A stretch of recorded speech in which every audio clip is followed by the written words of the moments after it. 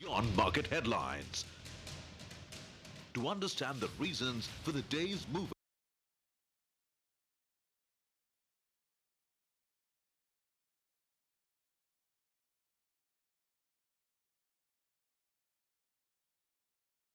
Go beyond market headlines.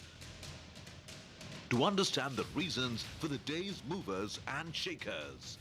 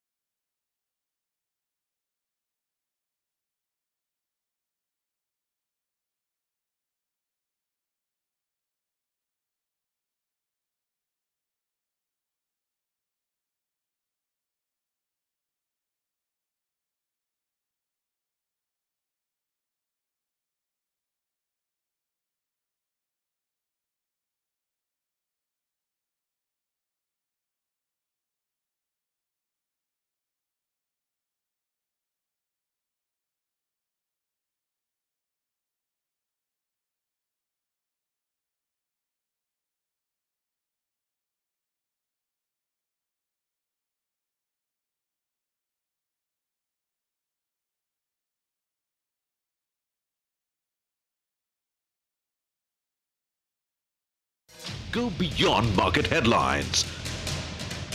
To understand the reasons for the day's movers and shakers. And get your portfolio ready for tomorrow.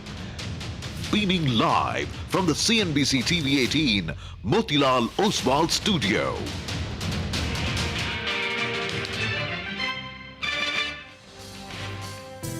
It's a relatively mixed picture compared to the handover that we received from Wall Street overnight. The leaders are likely to discuss a free trade agreement, which will be signed in future. So that's a support on the Nifty Bank. 58,848 is the 20-day moving average for the Nifty Bank as well. The total amount that JFE will be putting in is around 15,750 crore rupees in 2 tranches. There will be a board meet on December 6th, Saturday, to consider an investment in Biocon Biologics. 25,968 on the Nifty. Absolutely flat. Some of the net dollar receivers on the revenue side is probably going to have a sentimental tailwind. The CNBC-TV18 poll shows a clear majority still leans towards easing. The Nifty holding above that 26,050 mark. Passengers were left stranded for hours on the back of that, leading to long queues, rebookings and last-minute rescheduling. Rupee started lower, 90.40.42, because the NDF market, the offshore market where the rupee is traded, was at 90.40 when we started trading. Nifty continues to be above that 26,000 mark, but sharply off the high. So consolidating at these levels, 26,000 continues to be an important level to track. Well, it is a slow day once again, but not a bad day. We're up about 25 points in the Nifty, which means that from the lows, the market's actually picked up quite a bit. Nifty Bank not doing very much. It's broadly sideways. That enthusiasm, end of the year enthusiasm is missing so far. Hopefully comes back. We're coming to you from the CNBC-TV18 Motilal Oswal studios, and it's me and Nigel today. Nigel, hi. Well, that's right, Prashant. We're more or less sideways. Enthusiasm is missing. 20 DMA, important on the Nifty and the Nifty Bank to at least hold out, to give the bulls a bit of a fighting chance, and then hope that the RBI delivers, Mr. Trump delivers, some kind of deal comes out of the way. But for the time being, we need to defend that 20 DMA, which last couple of trading sessions, we're managing to do that. And our star batsman, the Nifty Bank, is actually taking a bit of a backseat today. That's down 200 points, while the Nifty is up 30 points or thereabouts. So that support as well is missing. Absolutely. And I think let's hope that the Nifty Bank, by the way, is getting closer and closer to the 20. The Nifty, by the way, yesterday at the day's low broke through the 20-day. It ended above it. So those remain kind of the pivotal points in that sense. Maybe just a quick look at where those levels now lie. And this, of course, is as of yesterday's close. For the Nifty, it's 25,942. And we're at about 50 points away right now. And for the Bank Nifty, it is 58,848. And I think there as well, we're getting closer, but we've not broken it. 59,165 is where we are at this point. So 300 points away, about 350 points away on the Nifty Bank from its 20-day moving average. Lots of stocks are moving around, and we want to get to some of these movers in short order. But let me just quickly run you through what's coming up here over the next 60 minutes or so. So, of course, markets are going to be in focus.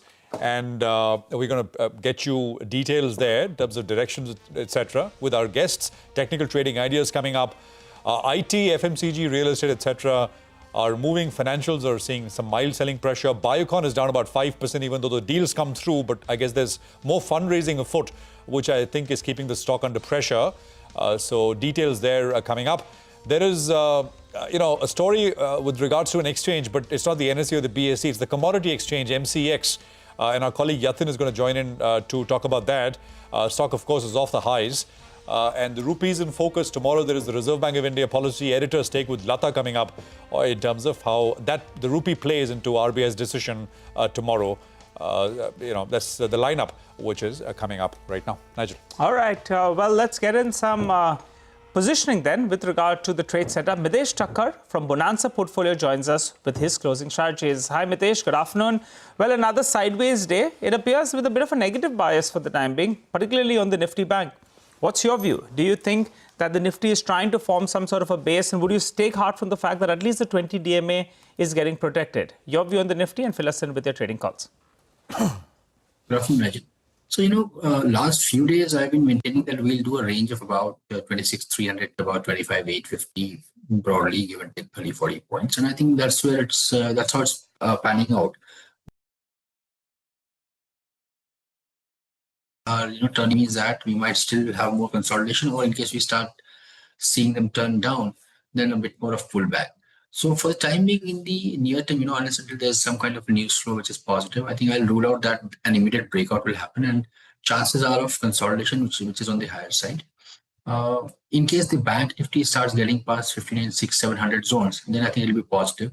Similarly, for the Nifty, the corresponding levels are about 26,150-200. I think till that happens, I think the markets might be under some kind of choppiness with a mild downside bias, and that's how we'll position ourselves.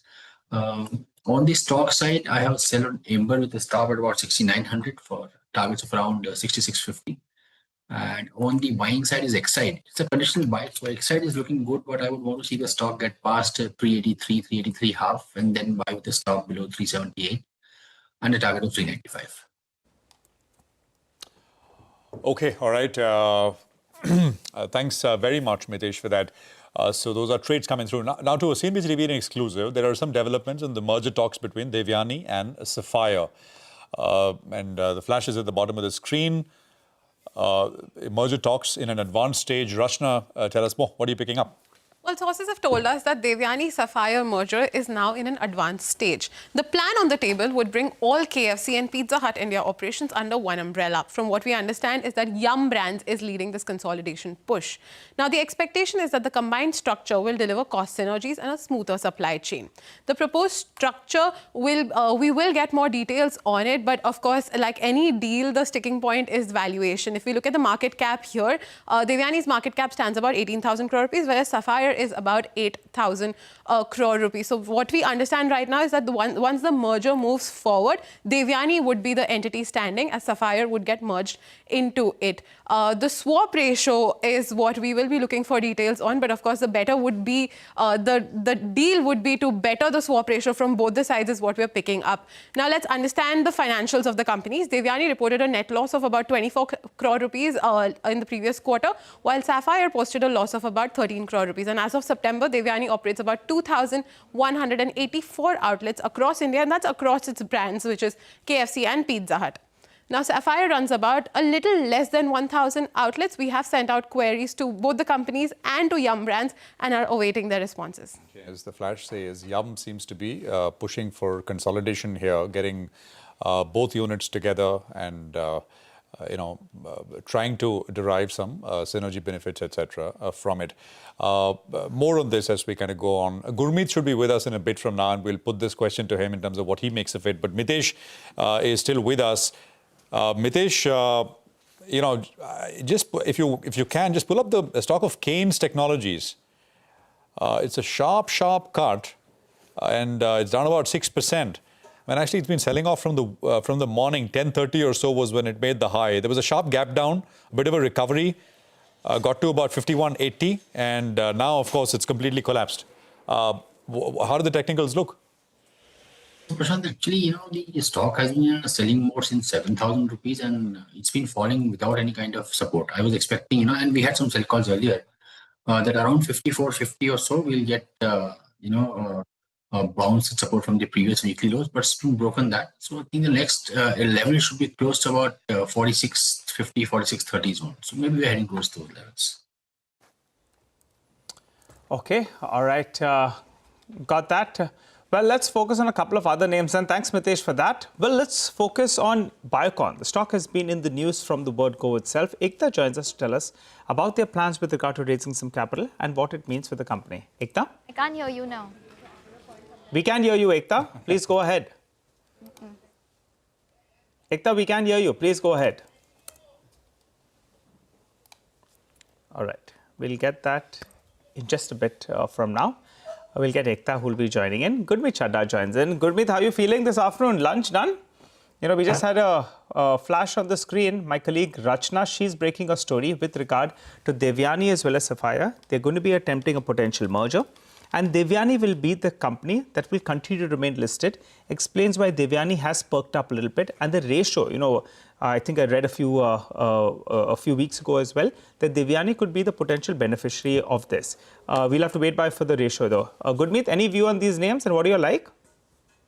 So, Najil, this space has always appealed in terms of value, because if you add up all the QSR names, the market cap is hardly 4 lakh, 5 lakh crores, of which probably Jubilant is the highest. I think Yum Brands, while KFC does well, I think Pizza Hut and others still continue to, do not get enough traction. But there is value here. And there is some bit of competition, you may say, or bit of a cannibalization which happens because of the food delivery platforms also as well. So we like Jubilant post the leadership change. I think the stock was one of the best performers, and then the operating metrics suffered, leadership changes happened. But as I said, other than that, there's another one which is Westlife, which looks good.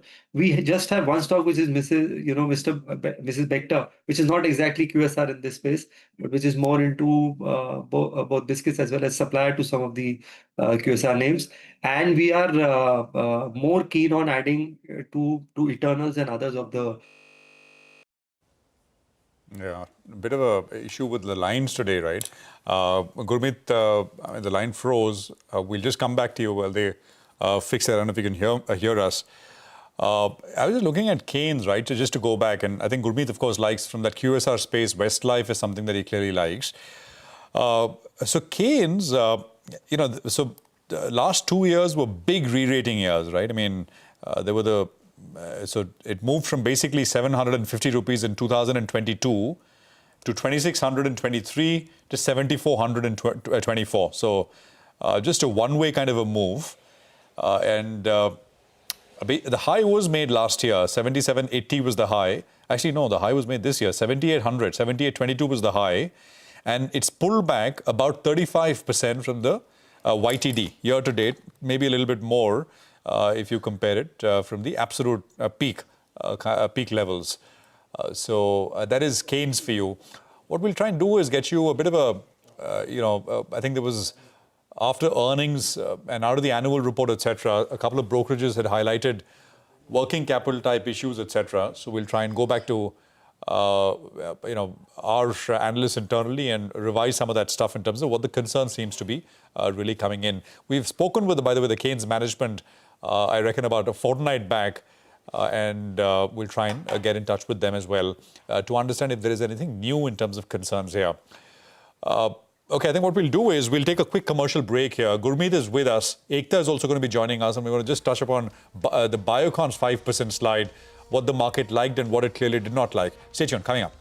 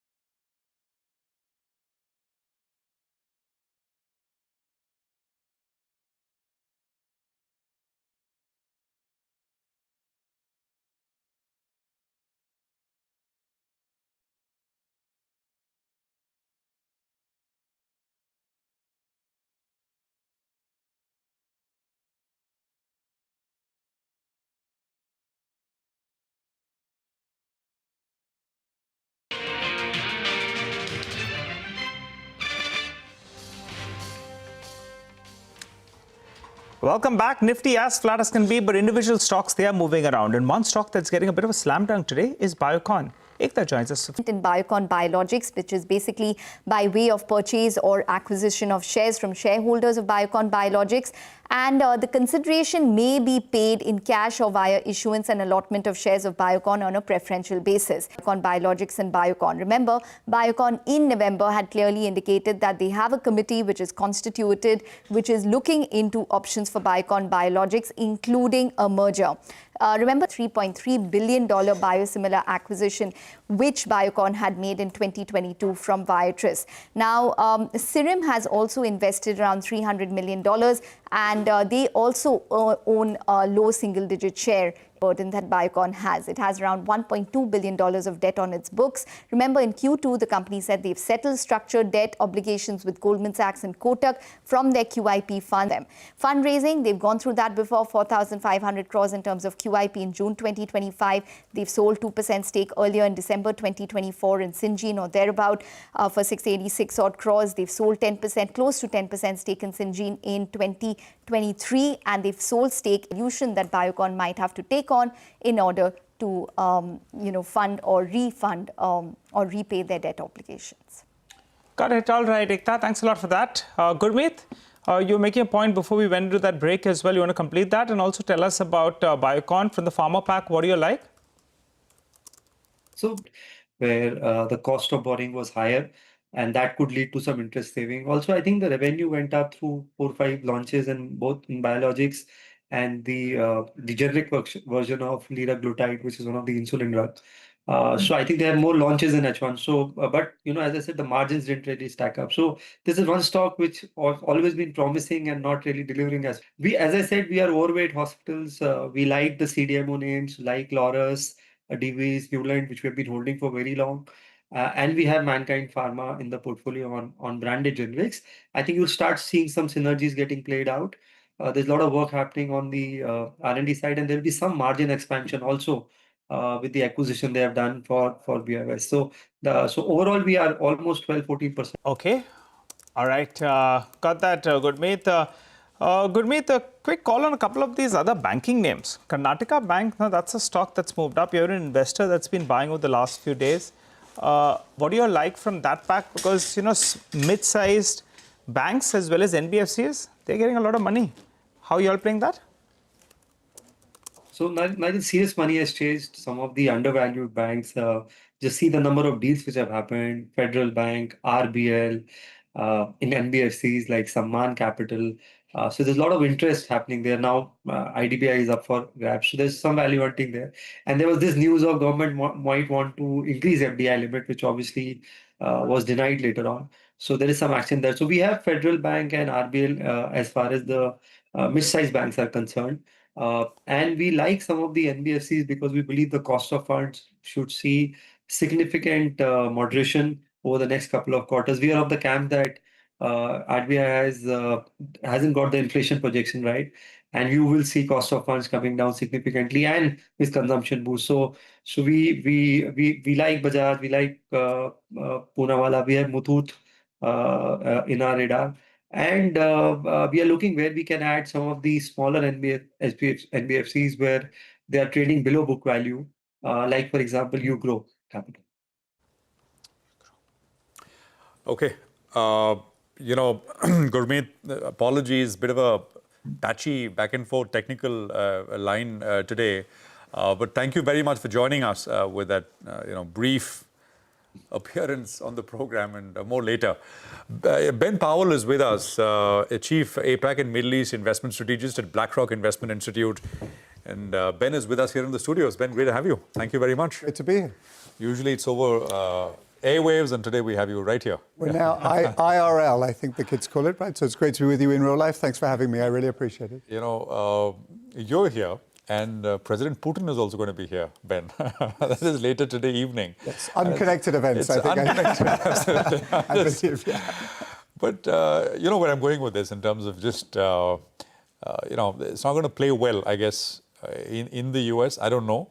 But I think the clearest sense that the market is, the signal the market is sending that maybe the trade deal, which was, everybody was saying was next week, the week after, and maybe they've a bit of hope has been lost. I think clearest indication is coming from the rupee market, where the currencies moved from 88.80 to 90.5 now very quickly. Just your thoughts. I think that's right. So it's been a sort of a rolling T plus next week for the last several weeks, which is very unsatisfactory. I'd say a couple of things, though. Firstly, I think a deal is very likely to be done. So the central importance of India as a strategic partner for the US, I think, is clear. But maybe the US feels currently that they have a little bit of leverage and they can a little bit relax and take their time and maybe get a better deal. For the market's perspective, I don't want to say any deal is a good deal. That would not be true. But we desperately need some clarity, actually, some certainty. So we are looking forward to this critical catalyst. And then it seems to me, from the perspective of BlackRock, a large global investor, there's so much to like about India, for sure. We can get into it. But we're just confronted with this huge uncertainty. And as they say, capital is a coward. Nobody wants to be so brave in front of a big uncertainty. Any clarity here, and I think we can be off to the races, but we are a little bit stuck for now. The other big theme has been AI and in India, and I think we've discussed this on earlier occasion. How we don't have a clear AI play, and 23 and 24 have all been about, 24 especially, been about this one big theme, which is AI in the US. But is that thinking starting to evolve? For example, I'll give you, DeepSeek just released a couple of models, right? They're saying it's 25 times cheaper and as good as GPT. There's Gemini 3. So actually, it's pretty much all a blur. We don't know who actually, at the end of the day, wins in this thing.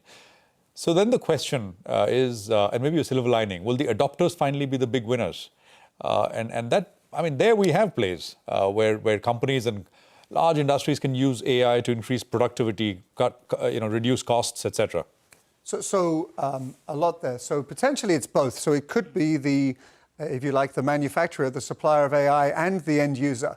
But for sure, we're living in an AI moment, which we think is going to persist. So we at BlackRock, we just launched our 2026 global outlook. And of course, we cover a lot of ground, but completely central is the AI mega boom is likely to continue.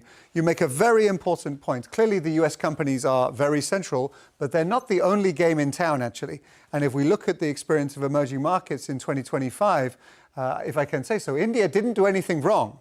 But they are not so obviously geared into the AI superboom as Korea and Taiwan and some of the other technology supply chain beneficiaries. Looking forward, why not? Why should India not be absolutely at the forefront if you look at what India has achieved with the astonishing advance in digitalization of everything, the sophistication of the financial market ecosystem? You know, many foreigner, many American, they're shocked when they come here at, if I may say so, with all respect to American friends and colleagues, how backwards they are when it comes to the payment system. So it seems to me that as AI becomes more and more mainstream by household, by corporate and by sovereign, there's absolutely no reason why India cannot be at the forefront of adoption, driving productivity gain at the macro level and earnings gain at the more micro level. So why not? But we're not quite there yet is the problem. But sure, India can be a story, an AI story, more as an adopter maybe than a supplier. All right. Hi, Ben. Good to have you in person in the studio. So would you bet on India being a relative outperformer in 2026 after being an underperformer in this year? You know, there are various catalysts in place, right? We are expensive, but not as expensive as we were a year or so ago. We haven't participated at all. And maybe if that AI is getting into a bit of a bubble territory, then maybe we stand our ground. Your take? Yes. So let me answer the question directly. I think India equities can be an outperformer in 2026. So let me say a couple of things here. Before I get to the bull story, I will say, strangely, from a global investor's perspective, the fact that India is less directly geared into AI, actually, in a weird way, there's a silver lining there in that it is a real diversification. So you can have some bets on AI, that makes sense to us, but you don't only want AI in the portfolio because, as every strategist would say, you don't want all of your eggs in one basket, even a beautiful basket, right? You want some diversification. So India maybe is useful in this regard. But looking forward, we have, as you say, a substantial, I think actually the underperformance of India is not so bad. It's still go up, right? It's up 3 or 4 or 5% year to date. Yeah. But the relative underperformance to EM is maybe a 30-year extreme in 2025 is quite substantial. So the relative valuation get much more favorable.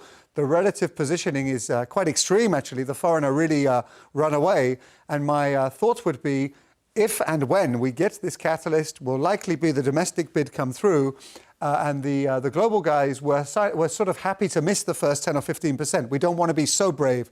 But when we get confirmation, we can get back to the structural story of demography and productivity. We're ready and we're waiting. We just need the starter gun to go, and then we can pile in, but we need the critical catalyst to come. All right, good to hear. They're sounding very optimistic on India, at least for 2026. What about the mother market, the US market? You know, people have been calling for the top for quite some time now. I think the last few months that sound has got increasingly loud, that maybe the US market, the mother market, is getting too expensive. Maybe data points are not supporting it. But that one continues to chug along, and moving from strength to strength. Is it reaching us, a time where, in fact, we do see some kind of consolidation or possibly a pullback? We were consistently bullish through 2025, largely because of AI. So I think it's very important. We live in such a chaotic world, frankly, a time with so much news and so much uncertainty. You need to stay very close to your core conviction. And AI is a core conviction of ours. So even back in April with Liberation Day, when we have the tariff on the penguin and all of this kind of uncertainty, we still stayed very fixated on our core conviction, and that kept us bullish for 25, and it keeps us bullish for 2026. I want to be very honest with you guys in the audience. We're a bit nervous because it's a very concentrated AI bet. If you buy US equities, you may think it's a diversified range of 500 stocks. Not really. It's actually quite an active bet on the AI theme. We are happy to make this bet. We are on board with AI, but we are appropriately nervous about the concentration risk because, as we know, but is true and important, is relatively few companies that completely dominate the overall index. Got that. But you have a bird's eye view across markets. Which other markets are looking, interesting in that sense? And there are people who do that. I mean, of course, subject to limits. You can only move so much money out. But there are people look active different country sort of exposure, which are looking really good from an absolute return perspective now. From here, let me say something which might be more relevant to the audience directly, which is still the importance of precious metals and other inflation hedges. So we continue, of course, India has a very different situation where inflation is very low, historically low. But in America and other countries globally, we still have an inflation problem. We think this is likely to persist. So when we're thinking about a portfolio, one very important thing is we want to keep up with, they call it the thief in the night. Inflation, it robs you. You don't realize, but you try and buy another cup of coffee and somehow your money doesn't go as far. This is inflation. We think inflation is going to persist. You want to hedge against this. You want to have a resilience in the portfolio with particular regard to inflation. This is many things, but on the list for sure continues to be gold. So gold does, of course, has an amazing performance in 2025, but given the inflation context, we think actually the precious metal can continue to play an important role in portfolio. All right. One quick question with regard to the Fed. What kind of action are you expecting? Next week we have, a probable rate cut. What about 2026? And we'll have a new Fed chair. What do you make of that? Part of the street is very, very optimistic that we get a higher amount of rate cuts, which ultimately could be a little bit, dangerous. Your take? So we think they'll cut next week. That seems close to a done deal. But at that stage, we think it gets much harder. So we have, a slightly simple view. Inflation is too high. So inflation is too high. Maybe some of the tariff consequences are yet to work through. And the Fed, fair enough, they can focus a little bit on the growth employment side of the mandate. That's reasonable. But they can't ignore the other side of the mandate. It's called a mandate. It means mandatory, means you can't ignore. So we think they can cut next week. Then they're a little bit stuck. So not so much tailwind from the Fed cutting. Again, that takes us back to the importance of these mega forces, as we call them, driving earnings. And AI is really front and center in this regard. Do you have a strong conviction on China from here? I was just listening to this interview with Louis Gavikal when he was making this point, the 10-year bull market in China. And this is a week old. So I checked the date. I said, well, it's not 5 years in, right? This is just last week. You think possible from here? So China, a couple of things here. I think there are great opportunities in China. They have, a continent-sized economy, 1.4 billion people. But what we are reminded of back in Q1 is they are absolutely in the AI game. That's for sure. You mentioned DeepSeek. They have some amazing model. They also have a lot of power, meaning electricity generation. So as the AI becomes more and more energy hungry, they actually might have a competitive advantage moving forward. So they have some headwind, demography, property, US tension is likely to persist for decades to come, I think, all of this. So it's not all plain sailing. But if we can pick our spot and technology really comes to mind, they have some real strengths going forward. And I think, yes, this is likely to persist for a long time. So some exposure does make sense. And I think this is a broader point we want to make in our outlook, which is to be active and to really try and pick our spots to benefit from these tailwinds rather than just be broadly exposed to so-called risk on. We're all going to have to work a little bit harder maybe and try and pick our spots where we can really get the benefits of these mega forces. Okay, right. And I think you're not going to wait for Putin to get out of India. You're going out first. If you want to go first, he can go. He can go. Thanks a lot, Ben, for coming down. Have a safe flight back. And we'd like to have you back in the studio. Good end to the year for you. And see you in 2026. Look forward. Thanks for having me. Thank you. Thank you. All right, well, time to slip into a short break. Come back as always. Nimesh is waiting. He's going to tell us what's going to be going on in D-Street Chatter. I'll give you an update on the F&O market. Stay tuned.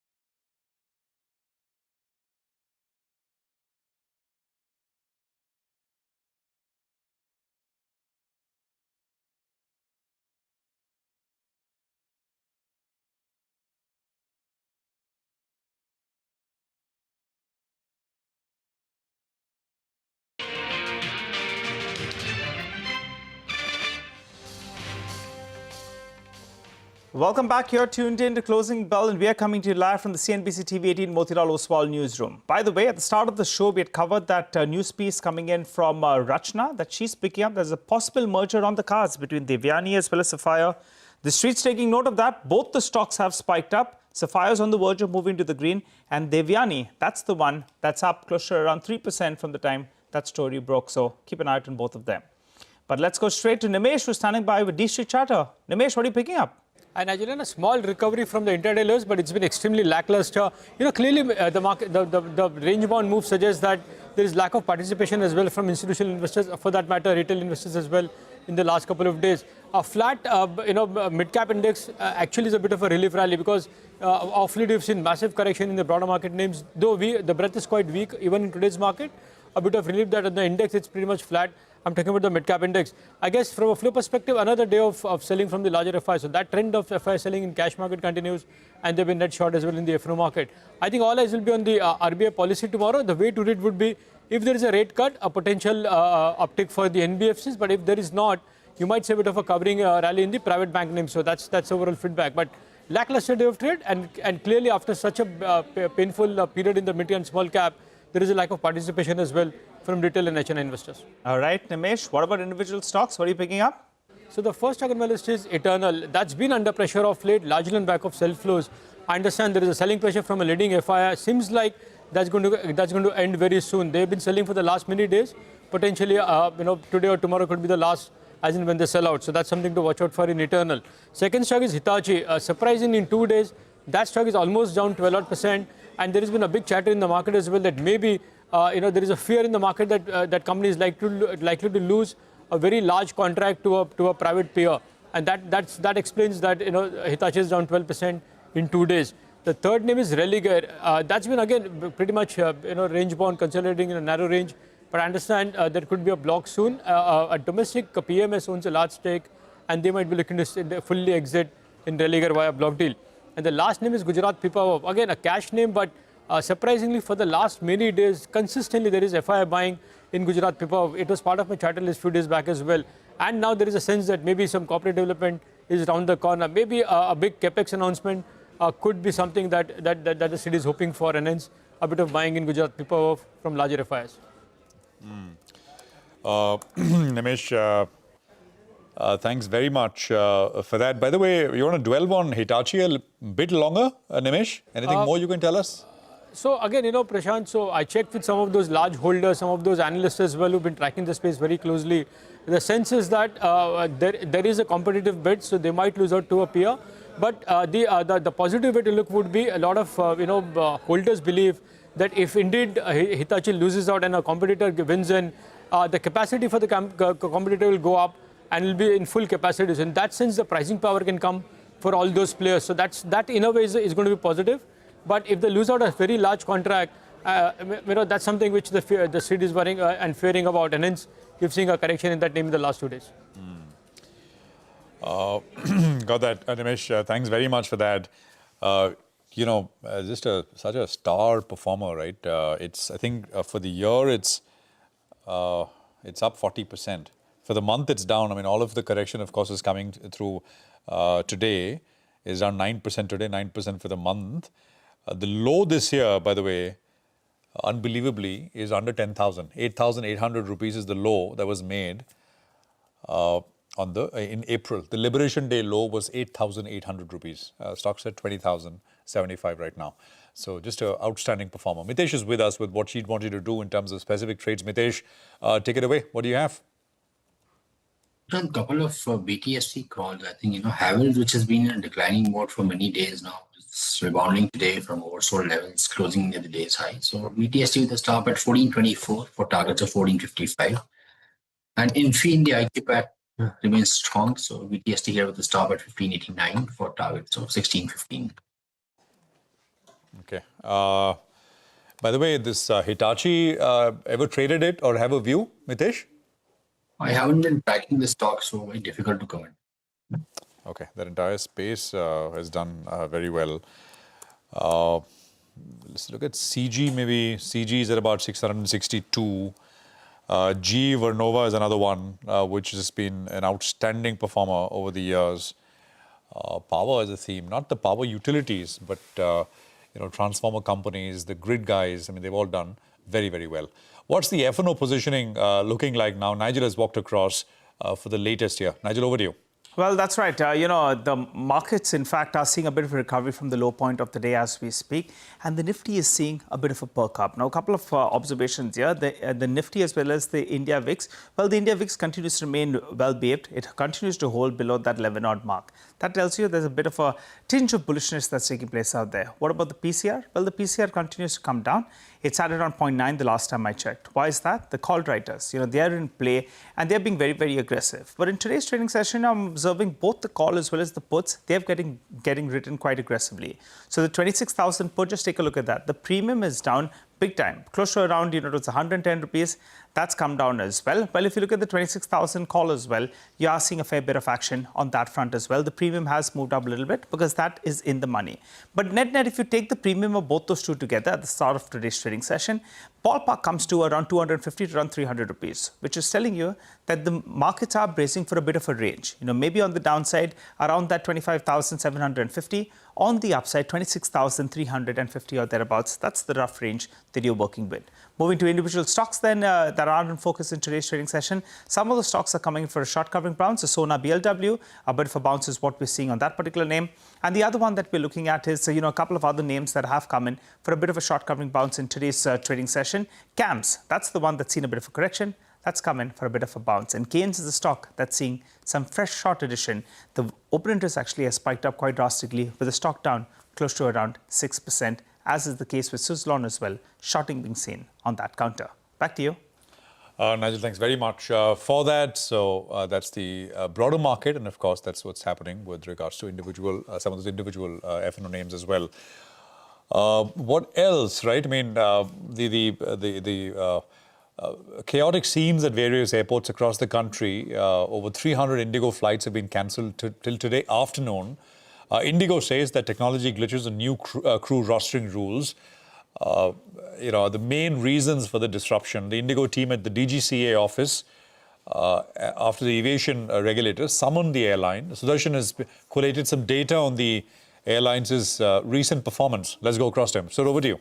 So amid chaos at all the airports that we have been seeing over the last 2 to 3 days, so I've tried to see on the Aviation Ministry website. So, for example, some of the metrics that we see on-time performance or statistics of arrival and departures, how many flights have been coming on the airports. So I've compared what was the total number on 30th of November and what was the total number yesterday. So just on-time performance, this is just for Indigo. In the month of October, its on-time performance was 84%.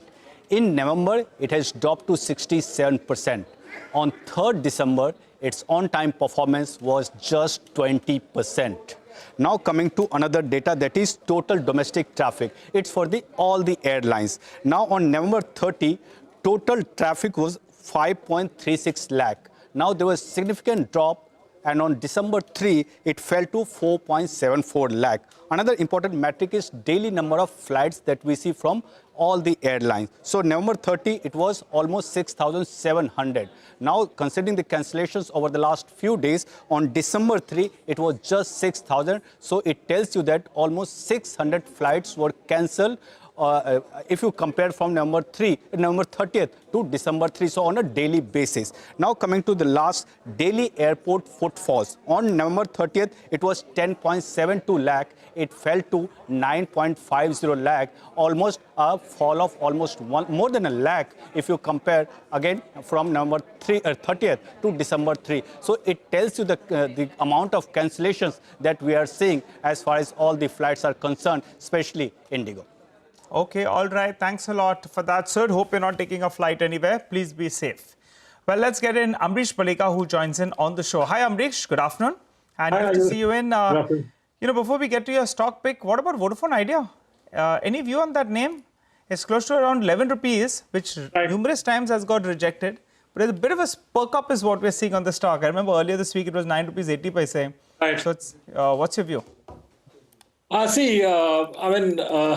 Government would surely like to have Vodafone Idea still operating, at least in the foreseeable future, because they can't afford to let Vodafone Idea close down. So they'll do anything possible to keep it operational. And I think that's the premium one needs to pay for this, and not really for the operational, that performance. Because looking at the way the huge equity base, I really don't know as to when we would be able to see any profits which are worthwhile from a shareholder's perspective. So, those who are stuck in Vodafone Idea for a long time, I would say utilize this move. It can possibly go to levels of 13, 14, but I'm not saying that one should be buying at these levels. But once it goes to those levels, I think it's time to possibly book out if you've been stuck for a long time. Got it. Okay. All right. Amrish, but you normally give us a pick. What's on your radar today? The one on my radar today is GSFC, Gujarat State Fertilizers and Chemicals. That's a diversified manufacturing company with two large businesses, fertilizers and industrial chemicals. On the fertilizer side, they produce a wide range of nutrients like urea, ammonium sulfate, DAP, NPK blends, and water-soluble grades. And on the industrial chemicals side, GSFC is one of the major domestic producers of caprolactam and other products like melamine, nylon chips, and downstream products. About 2,500 to 3,000 crores of capex is under implementation, in which fertilizer, industrial chemicals, and value-added plants are scheduled to start up to FY28. So once operational, you'll have 450 to 500 crores of annual EBITDA being added. And about 1,000 crores of idle and underutilized assets are being monetized. So this is also positive. For FY27, I'm expecting an EPS of about 20, and I have a target price of 250.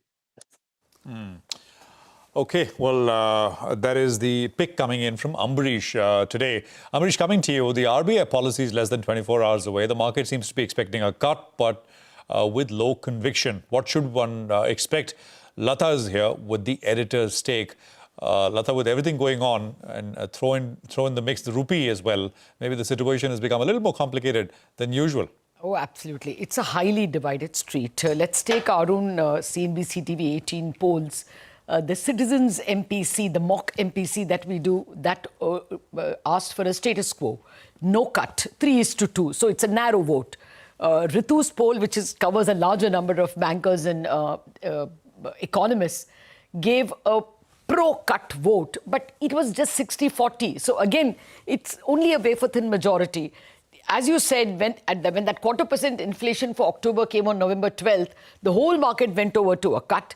The GDP of 8.2 made a large number of people come towards a possible no cut.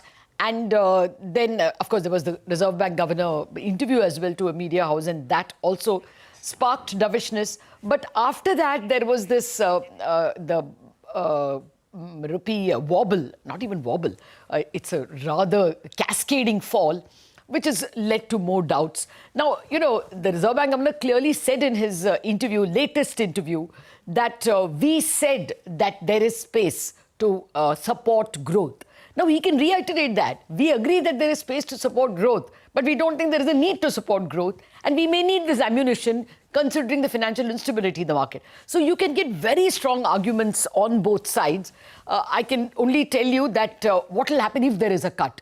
There isn't much that is going to benefit the economy, because banks have figured a way of moving out of 100 basis point cut. And now they've started improving their margins.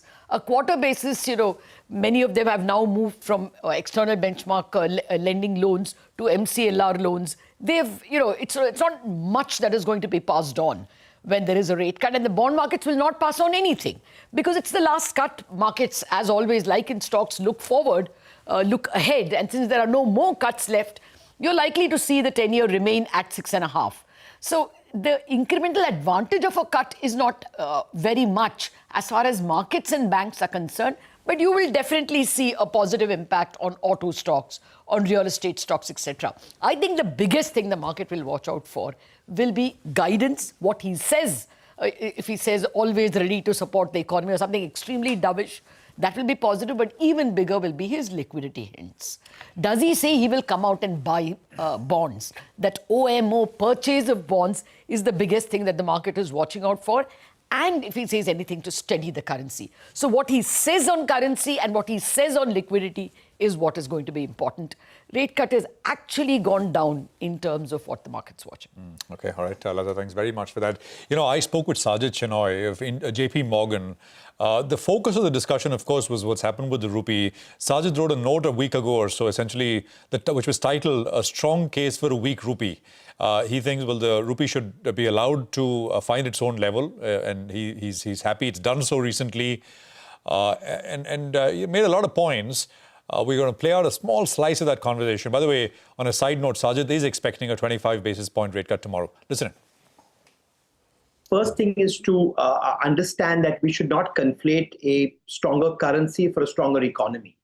In fact, quite the contrary. If you look back at history, the countries that have grown rapidly for years and decades on end have almost always had to rely on export growth, and therefore have had to lean on slightly weaker currency. So that's the first distinction to make.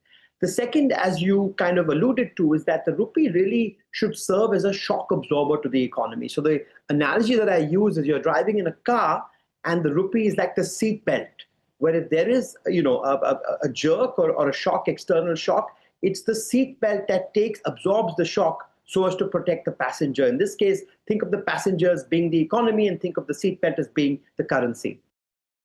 Right from January or February, the RBI, this administration has been far more hands-off. It almost seems like October and November was an aberration. From January to September, markets had come to believe that the rupee will gradually find its own level in both directions. The rupee strengthened, from March back to August, September, then weakened again. So I think markets had gotten used to the fact that the rupee will move in both directions. The last 2 months were a bit of an aberration. One can even say maybe if you felt that a trade deal was imminent, policymakers were justified in doing a holding job on the currency because they felt that if a trade deal was imminent and the trade deal came through, currency expectations would change. But if we now feel that this could be a longer slog and the trade deal could take time, it's perfectly justifiable to go back to the earlier reaction function. India doesn't have a trade deal with the US.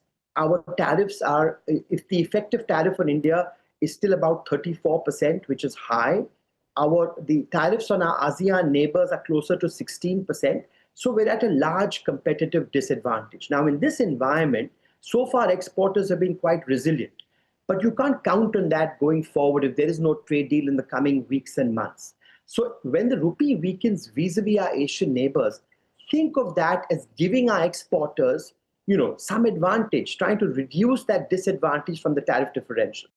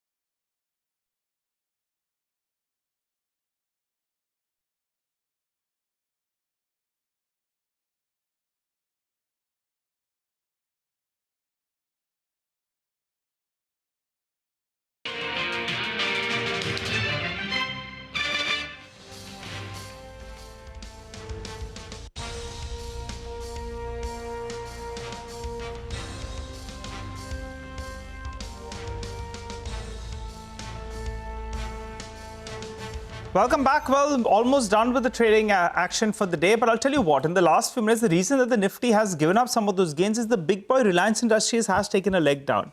And that one's seen a sharp correction actually from the day's high. And all of this has happened in a matter of close to around, 10 to around 15 minutes. It was holding strong.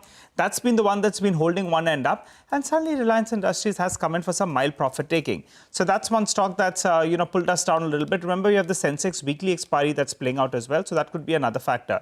HDFC Life on the flip side, that stock has spiked up. It's moved to the high point of the day. And there's been talk about plenty of pain in the broader markets. But I'm just looking at a few stocks. Hikal has moved to the high point of the day. I think we should get the intraday chart up for you on the screen. The stock has been moving with good volumes today. So Hikal's at the day's high. Maharashtra Seamless, the promoter entity, has been buying from the open market. The stock has seen a big correction from the peak of close to around 1,000 rupees. It's sub 600 rupees. But all through the week, I've been seeing in the last 7 days or so, there's a substantial amount of buying from the promoter entity. Close to around 1% has been bought. So that spikes up. And the other one is Gateway District Parks as well. Another stock that's seen quite a big correction from the peak. There was hope that Concord, the valuation gap between the two, that one could narrow the gap. But that one is another stock that's suddenly seen a bit of a perk up in the last few minutes. 10% up now. Big up move is what we're seeing on that particular name. Well, that said, we're at the end of the trading action. So let's wind it down. Nifty goes home with a gain of just around 20-30 points or thereabouts after averaging. It should be around 30-30.